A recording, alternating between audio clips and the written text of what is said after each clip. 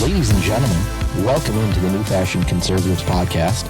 I'm your host, Justin Phillips, and with me, as always, the man known to the X-verse as the Shadow Governor, Robin Voss's strongest soldier.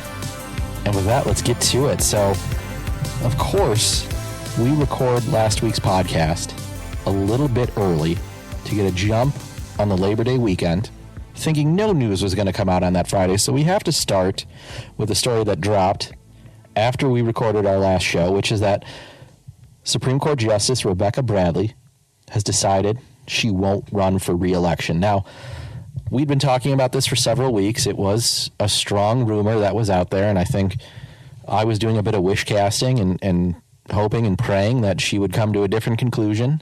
But she's decided to step away from the dysfunctional court in which she is a minority member. Thank you, Rebecca Bradley, for your service to Wisconsin and the Supreme Court. And thank you for channeling your inner Clarence Thomas with some of your dissents and your opinions. They were always a fun read. Certainly, I hope the rest of the conservative members continue that, but you will be sorely missed. I don't blame you, though. Based off of the track record of the last few elections, I don't blame you for wanting to go out on top, kind of, I suppose. Before it gets worse, I suppose. Yeah, before it gets worse is probably better. And, I hope, and she said in her kind of, I don't want to say farewell address, but she was just like, I've determined that my services will be best used from the outside looking in. Mm-hmm. So I don't blame you. So good luck to Rebecca Bradley. And I suggest we just focus on the gubernatorial election and just hope not to get beat too bad in April. Republicans have been taking a lot more losses in April elections than we have in the past, and I know that's certainly been a frustration and something we're going to talk about a little later on in the program. But yeah, we've had a real lack of success with statewide Supreme Court elections over the past few years. We've seen some real clunker candidates. Now, whether or not they were good jurists is one thing, but Dan Kelly losing twice. Michael Skrenok, who, is best known for playing the tuba during one of his ads. Like, we just haven't put up real successful candidates. And so that leads us to the question of, without Rebecca Bradley, who are we going to find to fulfill this seat? Because right now the Democrats look like they are in a strong advantage. I mean, I'd put the betting markets at, 75-25 in favor of Chris Taylor, and that's not something I want to say. Yeah. But, But she's got $1 million in the bank. Mm-hmm. She's been campaigning for what? Since the summer? Yeah. Didn't she announce last spring, May? It's been a while. Yeah. So she basically will have the same amount of time that Brad Schimmel had, but with the Democrat apparatus fundraising. Mm-hmm. So she'll win by 15 points. Depending the candidate, and right now, we seem to have a real lack of solid candidates. Maria Lazar, a appellate court judge from southeastern Wisconsin, has floated her name out there. And while, again, a more than competent jurist, some questions are out there on how she'll be able to campaign and what type of campaign apparatus she'll be able to run. And do want to talk about a recent Facebook post by a friend of the program, Eric Brooks, who highlighted the fact that, Republicans have been playing by the old rules when it comes to these races, and Democrats have taken advantage of that by, running partisan candidates and running on partisan issues that Republican candidates or conservative independent judicial candidates will say is not something they want to talk about. And they'll say they're going to, run on the rule of law. And frankly, no one knows what the fuck that means. Well, it's something to be said that we had the most Republican conservative Republican voters out for a spring election. I mean, Brad Schimmel got the most conservative votes ever. The Democrats just got that much more votes. Mm-hmm. And Donald Trump got what? almost 1.7 million votes in Wisconsin. 1.7 million voters. Now, I'm not saying we have to get all of those, but we have to be getting certainly more than we're getting now, which is going to mean that we're going to have to connect with voters more on these issues. And yeah, frankly, rule of law, I mean, based off of the rule of law in the state and the country, most people don't seem to care. And so we're going to need some partisan issues that people can grab onto, issues that are palpable to voters, and translate that into actual votes. And yes, the debates, the judicial debates are really pointless to me. Yes, there's your occasional back and forth, but most of the time it's, yes, I will not pre-decide positions because that's what a good judge does, or I will excuse myself from any case if there's a conflict of interest, blah, blah, blah, blah. Like, yeah, we know that. We all know that. But we need some issues to actually hang our hat on that voters can relate to. But even in those situations, you see left-wing candidates saying, yeah, well, the maps are rigged. I think that was Janet Potato Sandwich's whole spiel. And you know that no matter where a conservative judge falls on, the abortion issue or where that stands in Wisconsin, the Democrats are going to so misconstrue that and warp whatever the conservative candidate is that they should just own where they are on that issue. And we need those type of candidates. And said, I'm not sure if Maria Lazar is that candidate. I don't want to come into another April election where we have Brian Schimming doing the heavy lifting of going on, talk radio, going on national podcasts to tell people to support this other guy, because that other guy is, in this case, it was Dan Kelly, who thought that stuff was beneath him and thought it wasn't, appropriate for a conservative jurist to go on, talk about politics on podcasts and talk radio. And I think that's where we failed then. And, I saw someone say that Dan Kelly has the opportunity to do the funniest thing. Yeah, the Democrats are all talking about it too. And, the fact is, if you're someone who looks at the history of Wisconsin like I have, and you get a little superstitious about it, I don't know who the Republicans are going to be able to recruit, because we already have these candidates. To do that? Well, we already have these candidates that have been out there that have lost already. And if you've lost a statewide race, as Brad Schimmel has, you can't really come back from that. So if someone throws out Jennifer Doro, someone throws out Eric Toney, like, they've already lost statewide. Even Adam Jarko, you want to throw him out there? He's lost statewide. Yeah, and it's I would just rather focus our efforts on gubernatorial races where we have a better shot. I don't, unless we have a candidate that's willing to do this and an apparatus that's willing to really go hard on this, it's such an uphill battle. And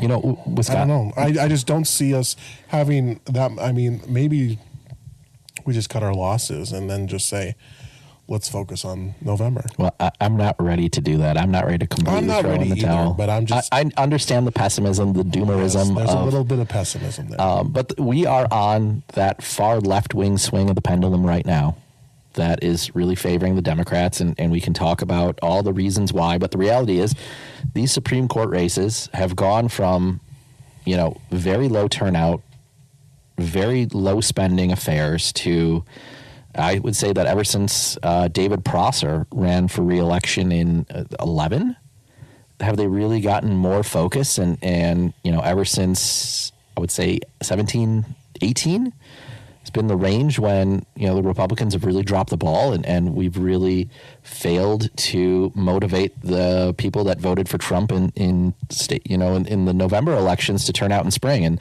that's going to be a problem for us unless we have some changes. And we're going to talk about that a little later on, what the state party's doing. But I hope that someone comes forward that's, a bit more partisan and a bit more willing to get in the weeds on partisan issues, to play dirty, to play the same game that the Democrats are doing, and not, try to pretend that you're above it and too important for partisan politics. You can be shrewd. You can toe a line, but you have to push the envelope a little bit. You're going to have to take some risks. We cannot, if you're going to run a cookie cutter campaign like we have for the last couple times, it's not going to work. Yeah, we're going to have a very short election night. It'll be a short election. It'll be over by 9:15, and that'll be that. So we're going to need someone to take some. I mean, what do we have to lose, honestly, at this point? Mm-hmm. This should be a great petri dish election. We're not winning back the majority. Okay, mm-hmm. We're already going to be in the minority. Mm-hmm. I guess what's the difference between 5-2 and 4-3 at this point? You know, especially when we're playing defense for the next couple of years. Like, it's a long time before we're going to win it back. So you're right.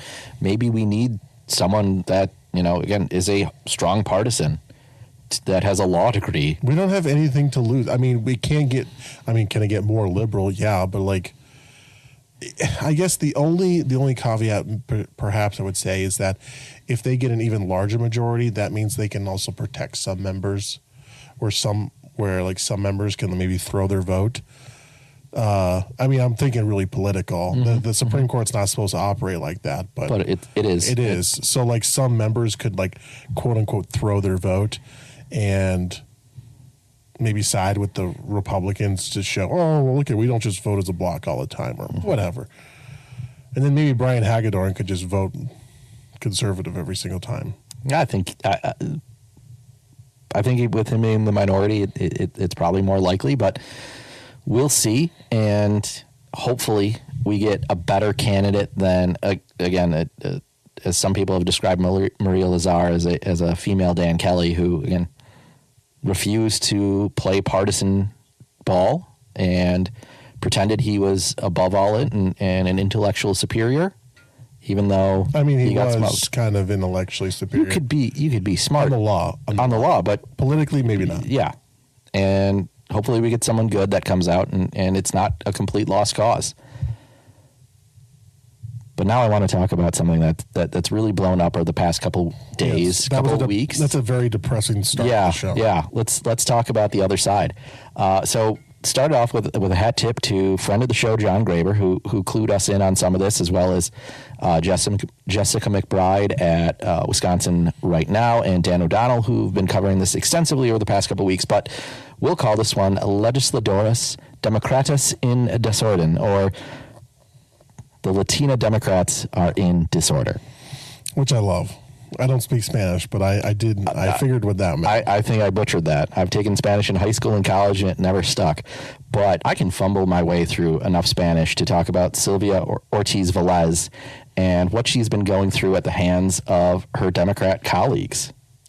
So we talked about, was it last week? We talked about the emails that Dan O'Donnell had gotten a hold of as far as the Latinx, the Latinx caucus having a very public discourse on a Hispanic heritage resolution, which should be nothing like that. It's one of those things that you get that shouldn't thrown out there. Yeah, that shouldn't have gotten any media coverage, but because of their very public spat, they have now that spilled out into the public. Mm-hmm. Now, this is somewhat unrelated, but it's probably last week was probably emblematic of the greater issues that we're now seeing spilling out in the public. Mm-hmm. We thought that was the worst of it, but now it's gotten even worse.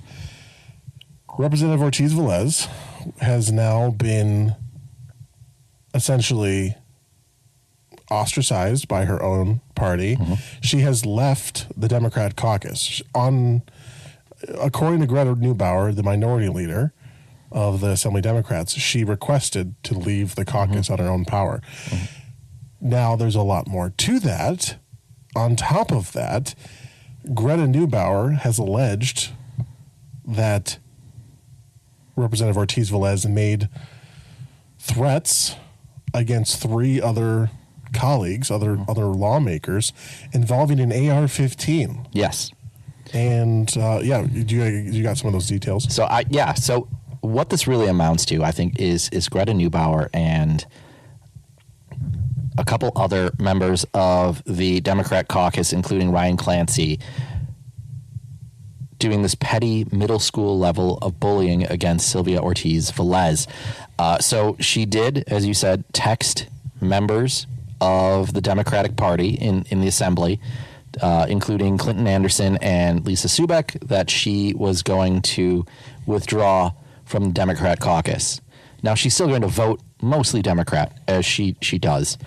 But she won't be hanging out in the caucus with them, which is the meetings they have traditionally before Assembly floor sessions. But my understanding is she hasn't been going to those in a long time because she mostly gets bullied by Ryan Clancy and Greta Neubauer at them.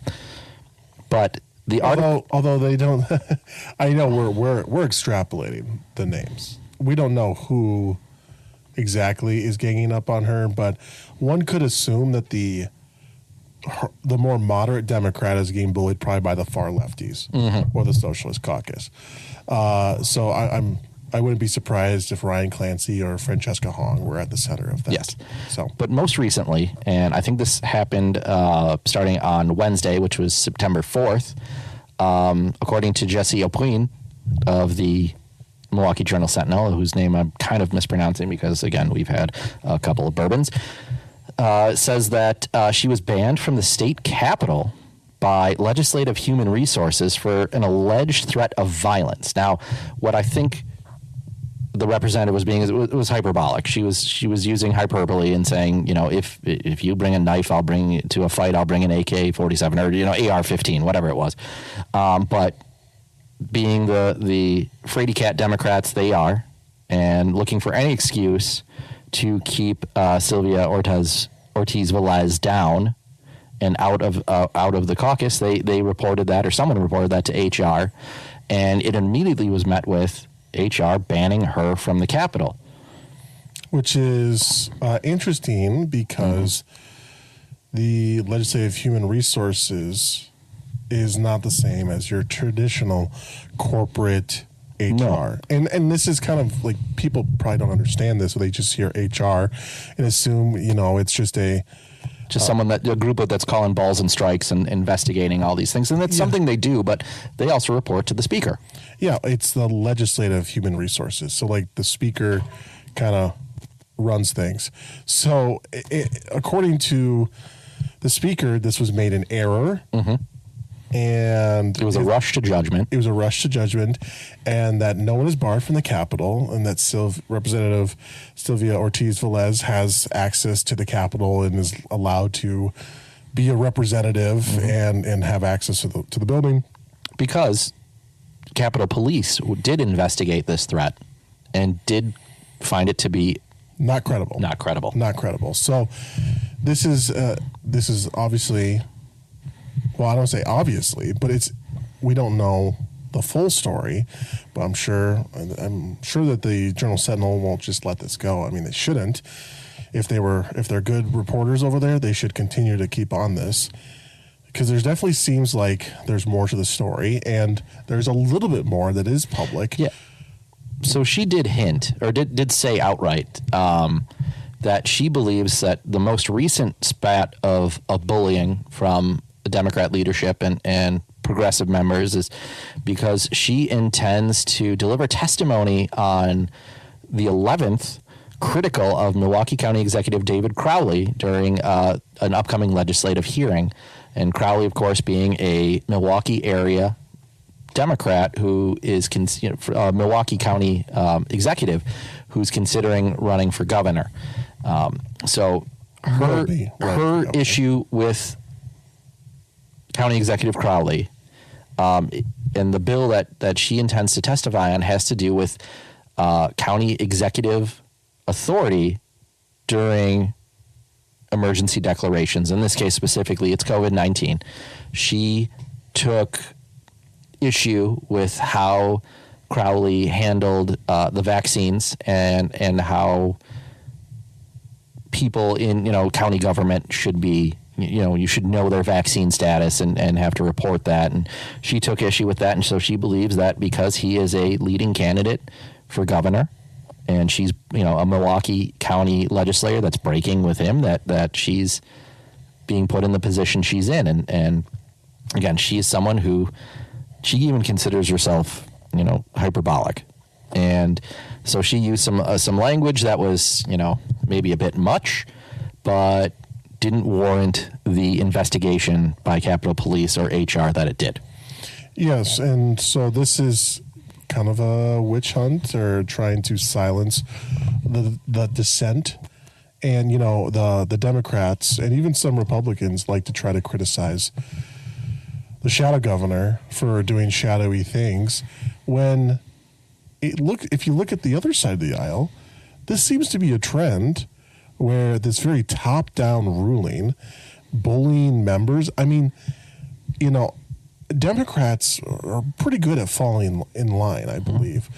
But, Representative Sylvia Ortiz-Velez certainly seems more like a moderate on some issues, not probably all, but on some she's willing to buck the party.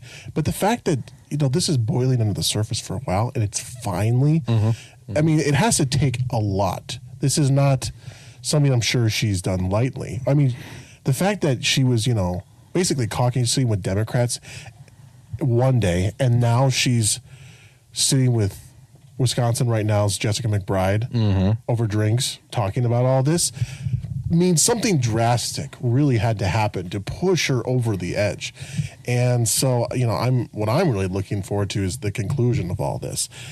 Because, the Greta put out a statement basically doubling down, saying that, we have to take these threats very credibly because of the Minnesota lawmaker, which obviously, yes, you need to take. That's just using them as a political prop to Yes. Yeah. If someone's using a figure of speech, I mean, there has to be other evidence. And I think they were just using this as a really good excuse to try to discredit her before she testifies. And, like, we see the Democrats do this all the time. Although Sylvia Ortiz-Velez is not a Supreme Court justice, Clarence Thomas, Kavanaugh, they all try to discredit him before the hearings to impinge their character. Well, I think we're kind of seeing something similar here. Well, yeah, and we'll see how it plays out. You see this with Democrats all the time, and you see it with Senator John Fetterman when he breaks with his party and stands with Israel, which shouldn't be that hard of a position to take, but it is. And he stood with Trump just recently for bombing the narco terrorists. Exactly. Yeah. But in this case, anytime a Democrat, and I think there's an underlying tone of racism in this with the Democrats, is anytime you see a minority member that strays a little bit from the party, they need to be ostracized. They need to be bullied by the white, progressive, socialist caucus. And you're seeing that with Sylvia here.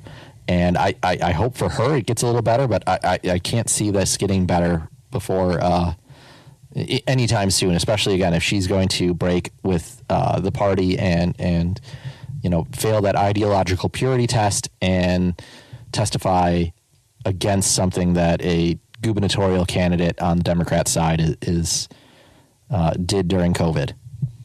One last thing. I know we briefly talked about it, but the HR department is not the same as a corporate one.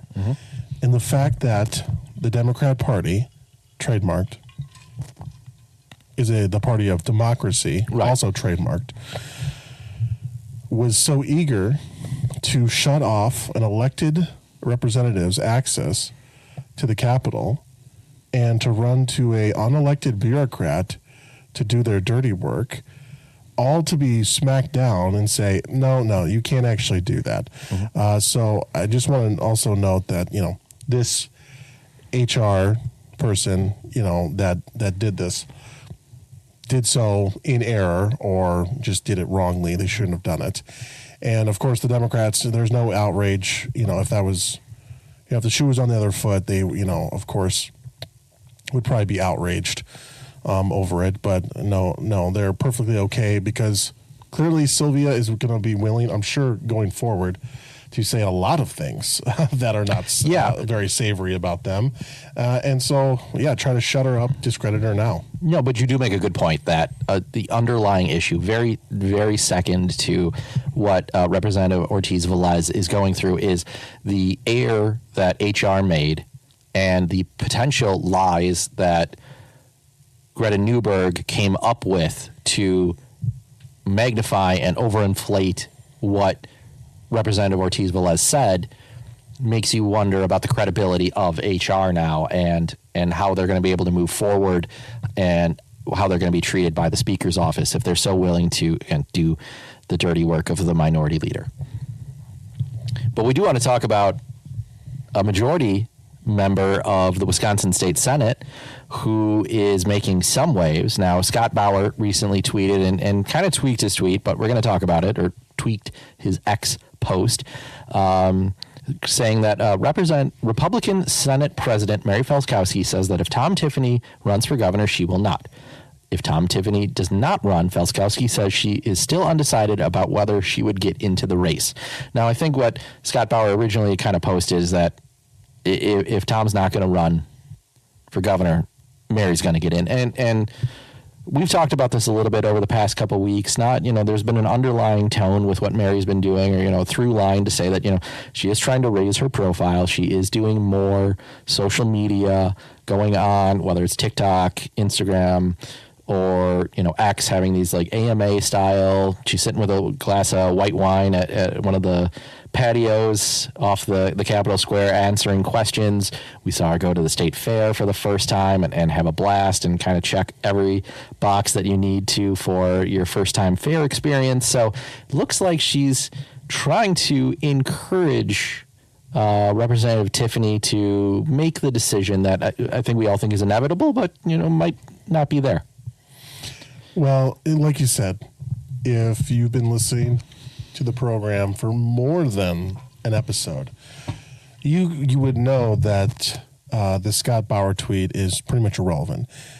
We all knew Representative Tom Tiffany, State Senator Mary Felskowski were not going to run against each other. But one thing that wasn't mentioned in this Scott Bauer tweet was that Tom Tiffany said he's going to decide by the end of August. Mm-hmm. Or sorry, Freudian slip. He said that last time, that by the end of September, he will have a decision on what his plans for the future are, and then we can start to kick off if he runs for governor. Of course, I don't know what the odds are, but I think they're getting closer to being pretty favorable for Mary Felskowski for Congress. That's what she wants to do. I mean, there's the other thing is what she's really trying to say is that if Tom Tiffany runs for governor, I'm running for his congressional seat. And I think she would be a very strong candidate, maybe the front runner. I know there's a couple other state senators from northern Wisconsin that would certainly kick the tires and make great candidates. Don't hear what I'm not saying. But I think in reality is she needs Tom to make his decision. And he's pushing it off the way that Rockstar Games is pushing off Grand Theft Auto 6. But he'll get around to it. No, and we're going to get Tom Tiffany to run for governor before GTA 6. I hope so, because that's already been delayed till May. I don't think you can do it at that point. You're announcing a convention. But, I think Mary, she has done a lot of the work necessary to raise her profile, to be a strong congressional candidate or gubernatorial candidate. And I think she's intriguing at both of those. We talked about this, I think, on one of our first episodes, if she would get into that race and how she would fare. And, I said, I think Tom's really close to that decision. And I think we'll see one way or another because, Wisconsin candidates for office get in line. It's not true of a lot of other states. A lot of other states, you're seeing contested primaries of sitting legislators at the Senate level or the congressional level, or you see open congressional races where anyone can really win. And don't hear what I'm not saying. It's possible in Wisconsin, but the reality is Wisconsin candidates get in line for their next seat when they have a current one. And Mary's in line for something else, and she'd make a good gubernatorial candidate or congressional candidate, but I think she'd be the most interesting candidate. Mm-hmm. But she needs time to make that decision so she can make hers. So TikTok, and Democrats, come on. I want to talk about some more. I'm just dying to talk about Francesca Hong for governor. So as we've already talked about, Shadow Gov has written off the April elections and needs to talk about some gubernatorial stuff. So, as I've said before, I think there's a reason why they haven't sorted that out yet, and I don't think it's good reasons. I don't think it's positive for those candidates. So, we need some more to talk about. But let's talk about another statewide candidate. Yes. So important to pivotal, a key race. Jocasta Zamaripa has launched her campaign for Wisconsin Secretary of State. Wow. And if you don't know that name, it's okay because we're going to tell you about her. Most people don't. Probably. But I am going to read from her press release. And Shadow Gov is going to guess why I'm doing this, or I'm going to try to use the most tone and inflection I possibly can, because I want to read 2 paragraphs from this. And she launched with a 10-paragraph campaign, but 10 paragraphs? I think it's about that. I'm not going to. That seems a bit much. Her campaign will focus on using Secretary of State's platform to uplift the issues working Wisconsinites face every day. From the rising cost of groceries, rent, and childcare to the urgent need for statewide school funding reform. As a member of the Board of Commissioners of Public Lands, the Secretary of State helps to manage over $1.3 billion in public trust funds supporting school libraries. Zamaripa views these responsibilities as an opportunity to make real investments in Wisconsin's future. It's paragraph 1. I'm going to read a second paragraph now. I'm going to skip down a little. Zamaripa's candidacy comes at a crucial moment for Wisconsin. In 2026, voters will decide control over the governor's office, state legislature, and multiple statewide seats. Her historic run to become the first Latina to hold statewide office is expected to energize the Democrat coalition and mobilize key communities across the state. Now, I tried to be as dramatic and West Wing-ish as possible as I read those, but do you want to venture a guess why? Boring. Lifeless. There's nothing, I mean, cookie cutter. So I want to talk about those 2 paragraphs specifically, but I ran this entire press release through an AI detection program. And it came up 100% AI written. So 100% real, unquestionable. No, 100% computer-generated ChatGPT text. So if Zamaripa is already kind of half-assing it out of the gate by having ChatGPT do the heavy lifting to write her introductory press release, how much effort is she really going to put into this race? And look, if the entire campaign for Secretary of State is cranking out ChatGPT run press releases and then going to the Barron County fair and sitting at the booth for a couple hours, count me in as a candidate for Secretary of State. Well, bold of you to assume that there are any Democrats in Barron County to begin with. Second of all, Jocasta Zamaripa, for those that aren't aware, not exactly a bomb thrower, someone that's a barn burner of a candidate or something, or really, stirs up the pot. I think we would call her in the assembly a backbencher. Yeah, well, she was in the assembly, and her claim to fame was that she was Hispanic and that she had an interesting sexuality. Allegedly bisexual. So, but then of course, from the assembly she ran for alderperson in Milwaukee to be. Well, she used Latina in this, so she skipped the Latinx thing. But she does say alderperson. So a little confused on the pronoun situation she's going to be choosing. I'm too tired for these pronouns, so we'll just call her. Well, I'll just, JCZ. Whatever. I'll be nice and just call her Jocasta. But she then won the alderman seat, but then she held the assembly and the aldermanic seat for a number of months. It was double dipping, and then she got called out for it, and basically was like, "Pound sand." Well, not quite that. She did say no, but she basically said, "Pound sand."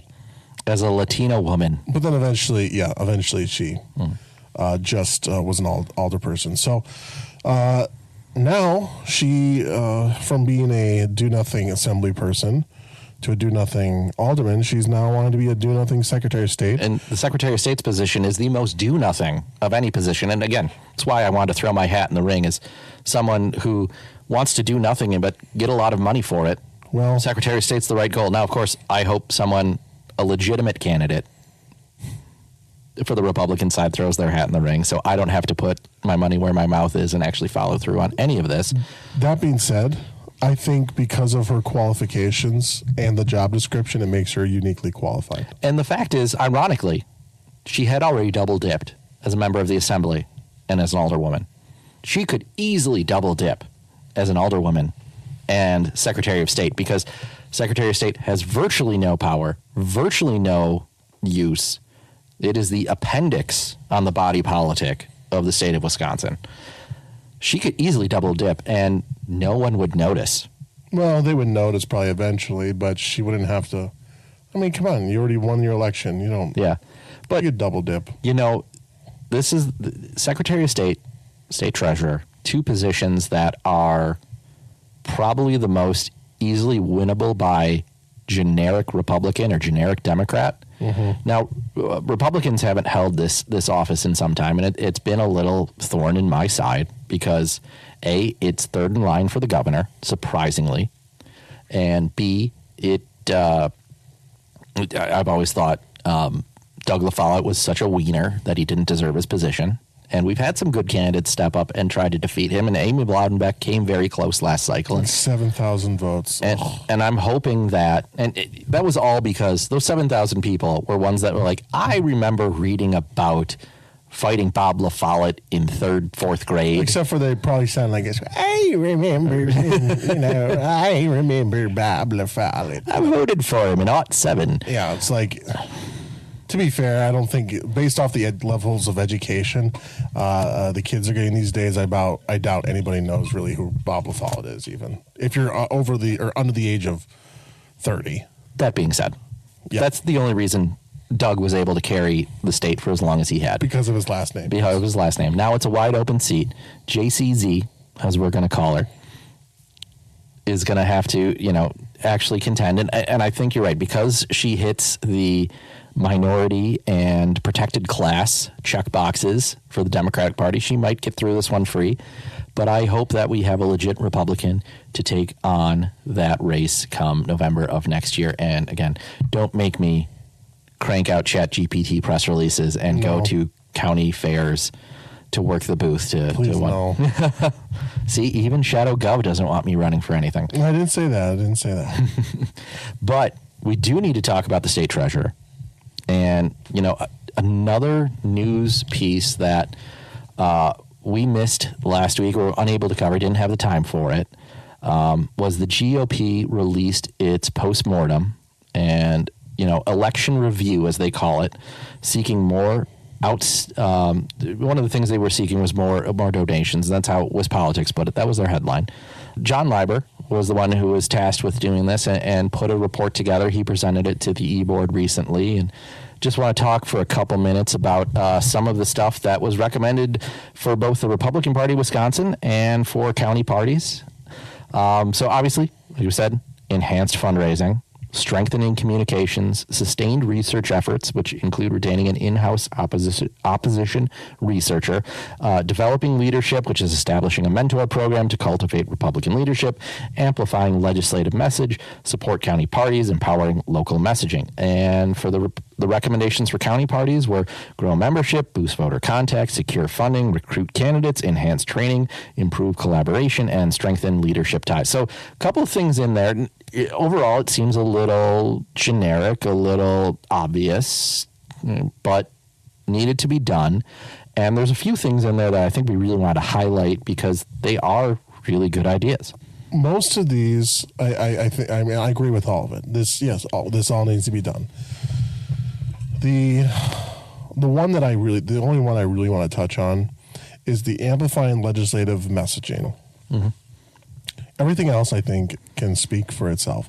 Empower local messaging, supporting county parties, sustained research efforts, recruiting candidates, boosting voter contacts.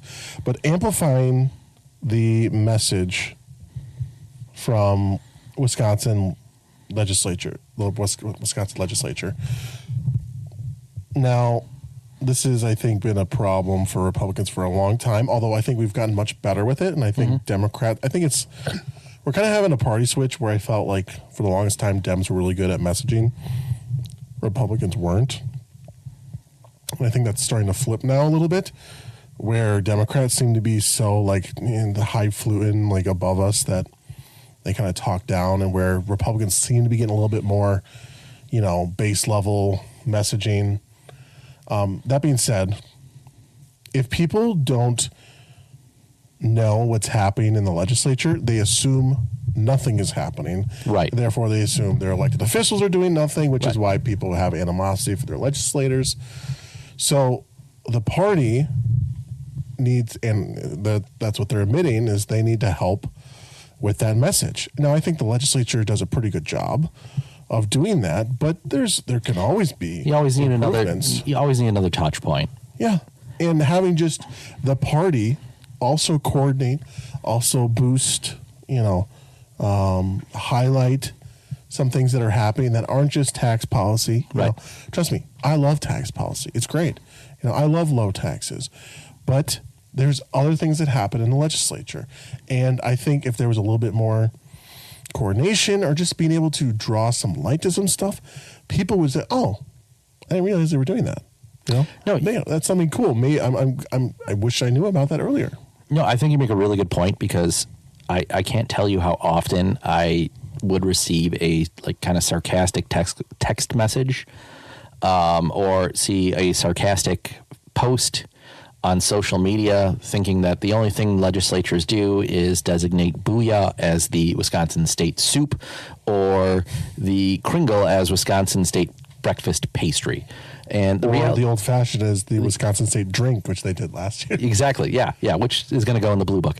But the reality is, you have maybe 3 to 5 bills per session that really have the importance that this local media will do a long form on it or cover it in multiple steps. One obviously being the budget, but I don't know how many folks who, low propensity, mid propensity voters, or even the high propensity ones, really understand the good that is coming out of the legislature for their communities, or fixes that help get more federal funding. Pick your thing that is otherwise a fairly small issue that would fly under the radar, but is good for the community. And it's good that their legislator is doing it. So you're right. I hope that, that enhanced messaging, that partnership, I think you see it at the NRCC and our NRSC when it comes to that with the members of Congress.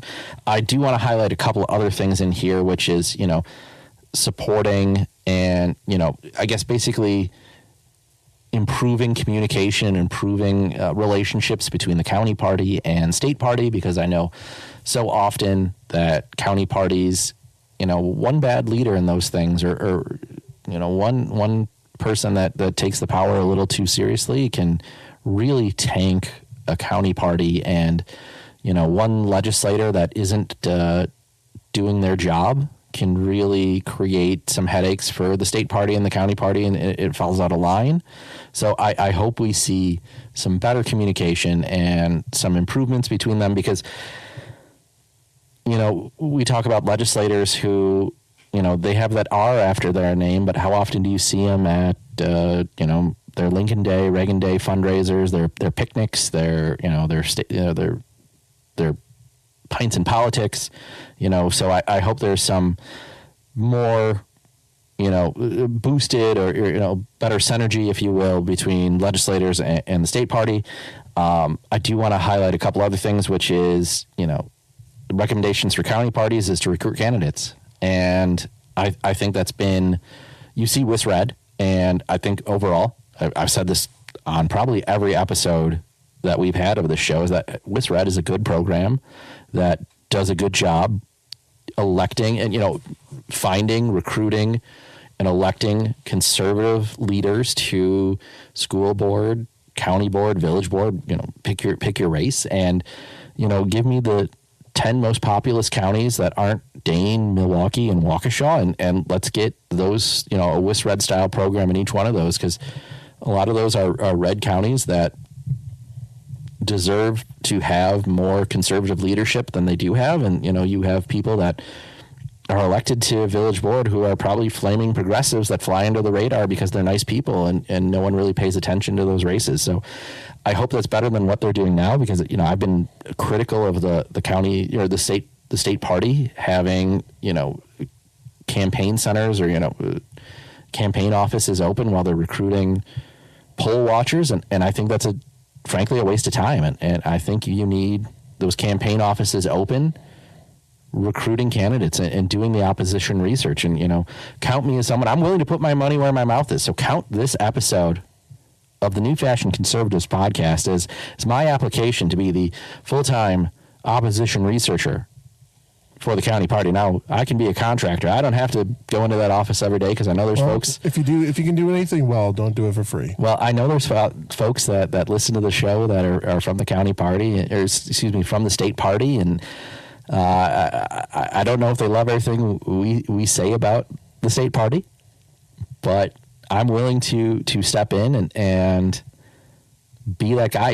We do a lot of research for this show. I've done a lot of research for RAC when I've been running campaigns. So it's something I'm willing to invest my time in. And I think it's the right thing to do to identify those left-leaning village board members or county board members in otherwise red counties. Get rid of them. Helps build that pipeline, something that we had for a long time, and I think it's getting weakened over time. So I think there's a lot in this, and I hope that in the next couple of weeks we can have John Leiber on to talk more in depth about this, ask him some questions, and give us that feedback on X, on our Gmail at newfashionconservatives@gmail.com, or Facebook. Send us those questions that we should be asking John when we get the opportunity to talk to him about this report. Amen. I agree. Let's, John Leiber, you know where we're at, so come hit us up. Yeah. We'll hit you up. I've been hitting him up. It's just about getting that time locked in. He's a good guy, great person to lead this effort, and someone who I think he's going to run for re-election. I think he's going to win, and someone who could really make an impact in Wisconsin conservative politics. So should we talk about Milwaukee?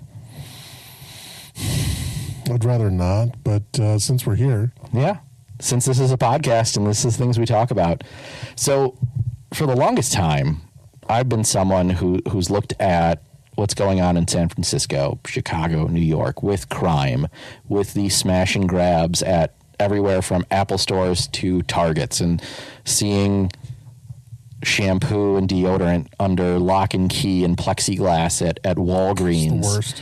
Or, the street racing, or, having to have an app to avoid where the homeless are pooping on the streets, or where, avoid where they're shooting up, and seeing people in complete heroin benders, just bent over zombies. I've said that, thank God Milwaukee doesn't have that. But they have their own problems. We have our problems, and we have those big city problems, and one of them is street takeovers. And for those who don't know, certainly something that's been more prevalent over the last several weeks in this summer has been these street takeovers, where people are, to put it lightly, hosting a block party, unpermitted, with music and people twerking and fireworks and cars doing donuts. Yeah, and something that hasn't been cracked down on over the past several weeks. Well, and this along with a couple other topics, they all very nicely flow into each other. But yes, Milwaukee has tons of issues relating to general disorder and, safety is been an issue. So the newest one just being these street takeovers, which, of course, if we're going to compare it to homicides, of course, it's not exactly on the same level, but it is just another drop in the bucket as far as lawlessness, just general disregard for basic rules for the public. And there's a group of people that is clearly disobeying this, and they do it for clicks online, and they think they look cool when they're, spinning their tires and everything in the middle of an intersection. But of course, this issue stems from, in part, the fact that, and this is no secret for anyone, is that the amount of police across the country, including Wisconsin, has decreased ever since the Ferguson effect, or the George Floyd effect, on basically saying that demonizing police for any problems or for anything really. And then you wonder why police continue to leave the police force, early retirements, moving departments. That being said, so the police in Milwaukee are shorthanded, and they're trying to go after these street takeovers. Well, that's only compounded by the fact that the chief had disbanded a special unit for tracking down these takeovers just a couple of weeks ago. So, and Dan O'Donnell reported on this, saying that there were, 20 street takeovers in Milwaukee in a single night over Labor Day, and that his sources told him that he actually insisted that there was a directed patrol mission for street racing, and that street takeovers it was nonsense. So they canceled this entire department for these takeovers to send extra resources downtown. Now, of course, if they had, a couple under 100 extra officers, they might actually be able to do both. And by a couple hundred extra officers, what you mean is the base level that Milwaukee is required to have. Now, I understand needing to supplement the Water Street area, the bar district. As someone who used to live in downtown Milwaukee and used to go to bars in that area with some regularity, I could wax poetic and nostalgic about going to Trinity and the Harp and Red Rock and all those places down there. And what it's become now is so far removed. And I even thought going down there recently and seeing metal detectors at the Harp and at Trinity was just beyond comprehension for me, that would be necessary at those bars. And of course, we saw a couple of weeks ago where a woman hit two pedestrians and was allowed to, it injured them severely, and was allowed to drive off because of the police being unable to, charge her with anything. And yeah, it's unfortunate what's going on. And let's be clear. I know some folks on the left have brought this up, that this is a race thing, or would we care if, the kids at Oconomowoc High School would start doing a street takeover to celebrate their win over McGuanago this in is football. A fool No, this thing. is, yeah. This is an idiot and ignorant, just stupidity thing. I mean, and it makes people look at downtown Milwaukee. They see that. I don't want to be a part of that. And exactly. And they think, like, maybe I'm going to avoid going to a Bucks game or a Marquette game or an Admirals game, or, I'm going to avoid going to the Milwaukee Theater or, the Symphony, because they feel like whatever's going on there is close enough to the bar district and the entertainment district that they don't want to deal with it. They don't want to get caught up in it. They don't want to have to figure out how to get around downtown because of it. And maybe it's right. Maybe it's a little, assumed. But I think overall, like, you have a situation where the mayor and the Milwaukee police chief can't control crime in their city. And that's why the Milwaukee Police Association president and members have called for the National Guard to come in and assist with police work. And they said they would welcome it. Yeah, and this is, of course, was quickly shot down by the mayor, who is it? Oh no, we don't need that. It's inappropriate for the National Guard to do police work. And it's like, okay, I don't think that if the National Guard were to come in, there would be Humvees of National Guards people trying to pull over Kias that are recklessly driving and, from police and all that jazz. That's not going to happen. The National Guard is there to bolster the numbers, add additional enforcement. It's a show of force. They're not doing patrols, on the street necessarily in lieu of police.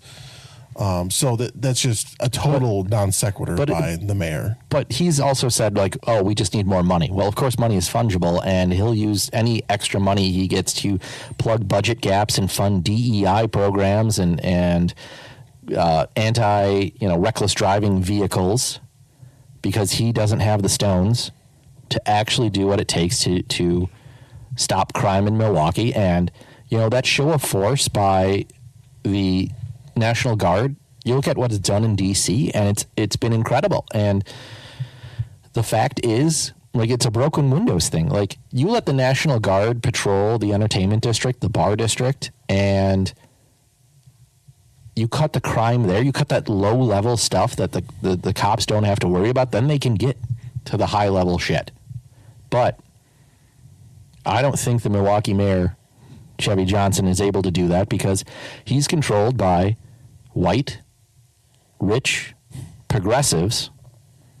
Those are his masters, and they are out in Shorewood having brunch and sipping their mimosas, saying, well, crime isn't a problem around here, and we don't think we need to deal with it. So he will listen to his white donors, his rich donors, before actually listening to the people that are most affected by this. Because if you look at what's happening in D.C., the people that are most affected by this, the most impacted by this level of crime, feel safer than they do. Well, and it's funny. There was some poll done about the D.C. takeover in crime or whatever, and it was 75% of people disagreed with it or something. I can't remember the exact number, but then someone pointed out, yeah, Trump got 10% of the vote in DC. So based off of that, he's doubled his support. If you think about it, it's still overwhelmingly Democrat. And of course, there was some video I saw of Don Lemon on doing a street interview, and some random guy, he's like, yeah, I've lived here for 35 years and I've never seen it like this. This is great. I can walk around. And he was a Democrat. He's like, you might think I'm a Trumper, but I'm just this, I'm this gay dude in D.C. that likes the fact that I can walk around D.C. And, I know the Democrats love to say, well, if we had more money. You know what's better than money right now? Free help. Now, the federal government's not free, of course. We pay taxes. But, Donald Trump's not going to give the city of Milwaukee a bill for a couple $100 million for deploying the National Guard or something. That's not how that you're getting. You are not in a position to not have extra help. Okay. So take the help, or you know what? Don't take the help. And Donald Trump can say, we're going to go into the cities anyway. And then when the crime reduction does work, then the Republicans can take credit for reducing crime. Meanwhile, all these Democrat governors will just have to look stupid and just be like, well, we told them not to come. And, well, now they look like they have egg on their face. I think Milwaukee is kind of one of the right sized cities to do this. And it's timed well, because we're talking about only really needing it for 3 or 4 months tops, because I don't know if anyone's really going to be doing a street takeover in January and February when it's -10 outside. So just getting the Milwaukee Police Department through September, October, November into Christmas means you can allocate those resources elsewhere in a warmer, southern cities that may be facing these crime problems. Then and by the time spring rolls back around, hopefully the Milwaukee police will have the numbers they need, or have control of things because of the months that Trump stepped in. And it's not just the Milwaukee president of the police union that's been doing it. It's rank and file members, as we saw today, in City Hall, where there were dueling protests. One of those protests was to support our police, support the need for a new contract, to get them the money they need, to get the salaries they need, to keep and retain the officers we have. And I think one of the coolest members of the Wisconsin State Legislature, Julian Bradley, was at them. Yeah, well, good for him for showing up, very based. And, we had talked about this before. It's kind of nice to see a conservative protest for a chance. Yeah. I mean, it's been a many years since I've really seen. Maybe there was a few protests during COVID and stuff, but I'm tired of the Gaza this, Gaza that, Ukraine this, Ukraine that, trans, and it's exhausting. And it's actually kind of nice to see, a more conservative take, or a more conservative protest for something that I would support. Mm-hmm. So good for them, and I guess we'll have to see. This saga is not done. So no, but you're right. Good for them to stand up for what they need and to show the mayor what they're willing to do to get there. And of course, you talk about the protests on the first floors in Gaza this, Gaza this. Well, of course, the protests in support of defunding the police, which was the counter protest to this one, had Gaza flags, because you can't have one Democrat leading protest. You have to have it co-opted by every other issue that is held true by the Democrats, which, Hamas being a constituency in the Democratic Party means they got to be there. And the one thing I will say about the left protesting this one is you could tell they weren't paid to be there, because their signs looked like shit. And there was maybe 20 people there, and they were all young. And they weren't these old boomers. Social Security Americans. Yes. But with that, I do want to talk about a Social Security American, or as I would say, a broken-brained boomer, for our little bit of candy, little pixie stick level hit of candy tonight. This comes to us from the MacGyver Institute. So I do want to talk about another protester that was going on, a little bit of a candy quick hit. We'll call it our pixie stick of candy. Comes to us courtesy of the MacGyver Institute that I saw via Derek Van Orden's Twitter account. But you may remember just a few weeks ago, Brian Style was met with some very obnoxious protesters at one of his listening sessions or town halls that he was hosting. And it was some balding, liver-spotted old man who shouted, "Yeah," every time, throwing up the Hitler salute whenever he could, and whenever someone brought up a pro-Palestine message. Well, he's back at it. And I'm going to play this clip from MacGyver really quickly, and we can talk about it. You've just assaulted me. You've assaulted me. Get your hands off me. Get him out of here. I want him arrested for assault right now. I want him arrested. Excuse me. Brian, are you just going to diss me, or are you going to answer my questions? Brian Stiles. Paul Ryan would discourse. Why not you? They fought for the vote until 1920 to get that federal right to I want that guy arrested. Why did people vote? Why did people fight so hard to get that? Because they knew that their vote. Is this the guy? Yeah. They knew that the only way that they could change this country and actually be represented is to have that voice. I'm proud of the fact. Why am I here? Why are you here? I'm supporting America and the Constitution. Yes, he is not. And so am I. And so that's why you need to leave, because you're not. Get out of here.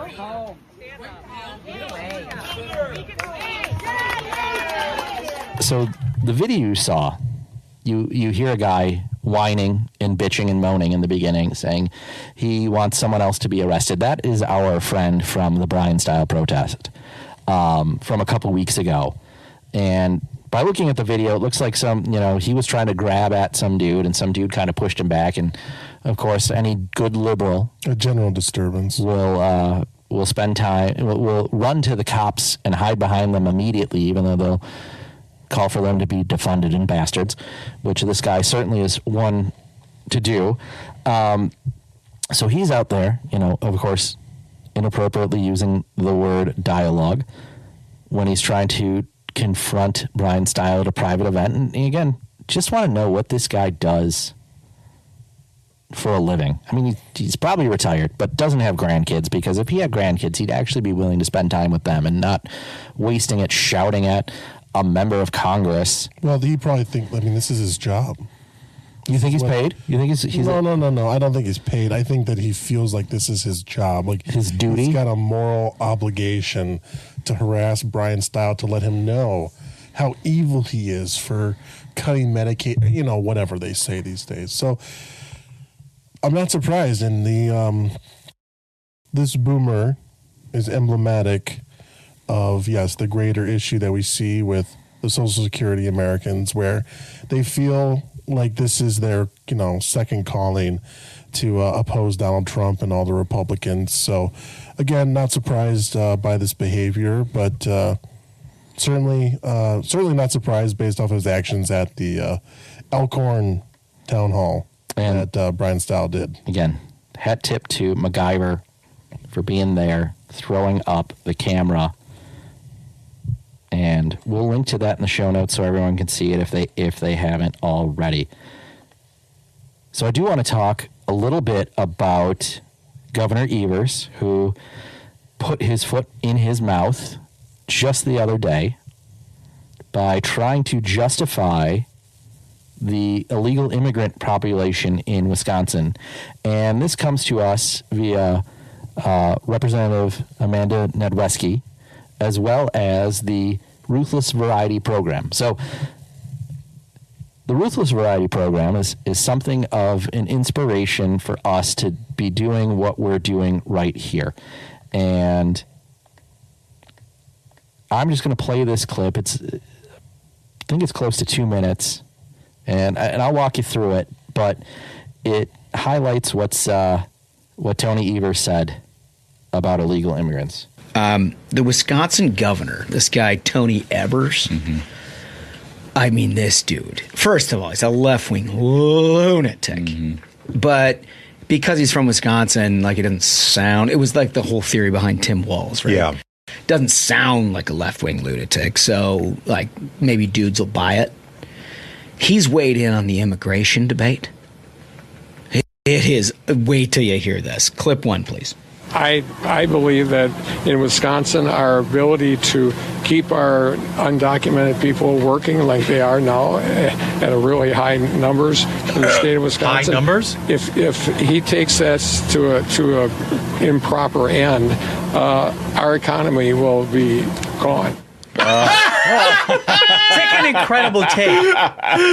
It's like when Holmes is saying, so we're going to see him weigh in on illegal immigration, where he comes out on the side of illegal immigration. And he really did. He just was like, so here's the thing, we've got these illegal immigrants. Guess what? Our economy needs them, or else we're done.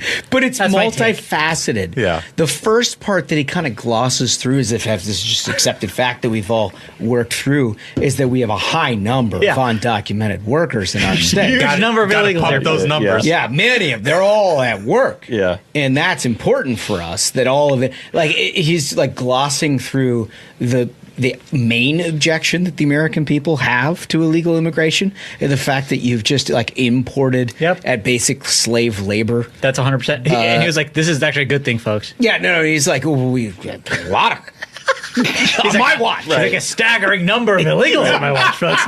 You're way higher than you could imagine. You're going to get no more cheese unless we can have illegal aliens in our state. So what you heard there was Josh Holmes, John Ashbrook, Michael Duncan, and of course Comfortably Smug, talking about what Governor Evers just said there in his clip, where he blames, or he would say that the entire state of Wisconsin's economy, that's shitty because of Tony Evers, will fall apart without illegal immigrants. Well, that's how much, if every Wisconsinite, were gone, the economy would definitely be no more. But a couple illegal immigrants, leave, and the floor would fall out, according to him. So we know where Tony Evers' allegiance lays, and it's not with you and me. It's with the illegals who just crossed the border, and they just want a better life. Yeah, so do I. Okay, I want a better life too. But you're going to prioritize people that got here yesterday over people that were born, in this country. But that's not a big deal. I have no passion for the subject at all. And also the fact that illegals, the numbers, the dairy industry, yada yada yada, whatever. They say that there's like 70,000 of them. Well, that's probably like triple that. There's probably like at least, I would say there's probably 250,000. Just a ballpark guess. For years they said, there's only 11 million illegal immigrants in the United States. Well, we found that's some BS. Mm-hmm. So that's probably triple that as well. So we'll certainly, Tony is very, very passionate about the illegals. And especially, he says, I know that there's school districts with 90% illegal immigrant children. What? What school districts are you visiting? And also, where is the school district at? I need this for no reason at all, and certainly would not enter this into anonymous ICE tip for later, certainly would never do that. So Tony Evers cares more about illegals than you and I, which big surprise. Last thing, I did tweet about this. There's really two outcomes from this, or really two takeaways that you can take from this video clip, which is either Tony is being hyperbolic and political, which is very possible, or there are just way more illegals in the state of Wisconsin than we care to admit, or that he cares to admit, and both are certainly not great outcomes. I would suggest that there might be a third option, and that is that Tony's brain at this point is as smooth and mushy as butter pecan ice cream that he spends his time with Joe Biden eating. Probably. Because you look at him in that clip and he is rough. Like, someone needs to pull him aside and said, let's just go play some pickleball, Tony. We'll handle it from here. But, yeah, without illegal immigrants, we won't have cheese, apparently. Yeah, what a horrible... No, come on, we had cheese before illegals. We can have cheese after illegals. Thank you very much. And got to credit Amanda Nedweski for doing some great work this week. She also put out a press release on something else Governor Evers did, and, chef's kiss when it comes to the messaging here. One little critique. So I'm going to read the press release, but I'm going to add an extra word to it, and you'll know where this is. But...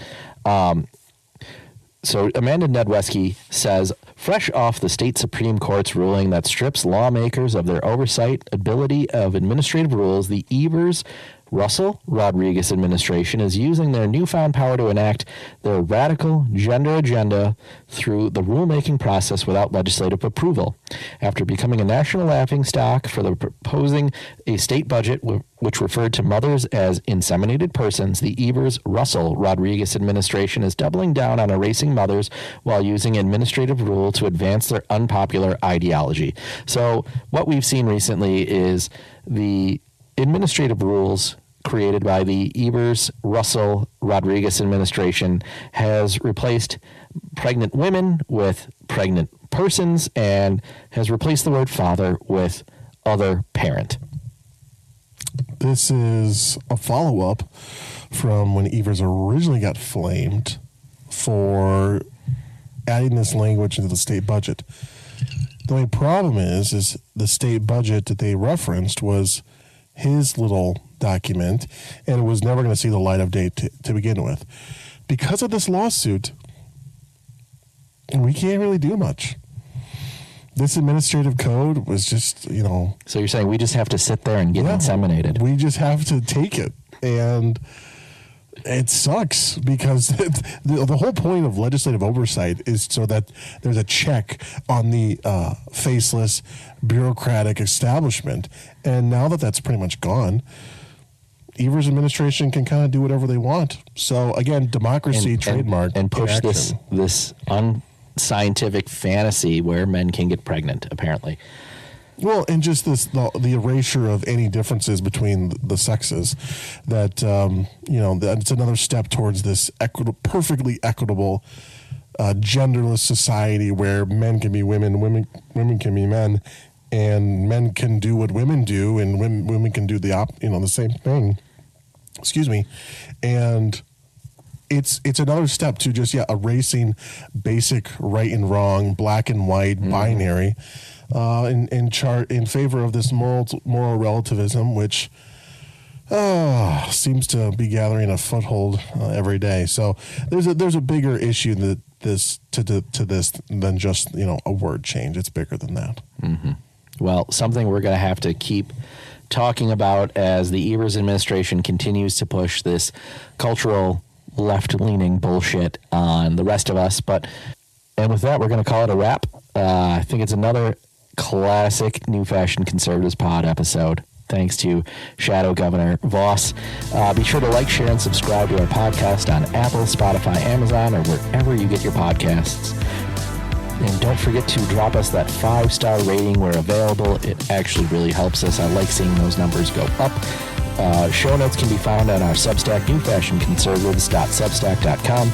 Make sure to sign up there so you're first to be alerted about any new content. Follow us on X at New Fashion Pod, Facebook, Rumble, and YouTube at New Fashion Conservatives. Send us memes, feedback, hate mail, questions that you have for John Leiber or any of our other guests. Tell us what you want us to talk about and send that to newfashionpod@gmail.com or text us via the Spotify app. That can be found right on the page. With that, have a good week.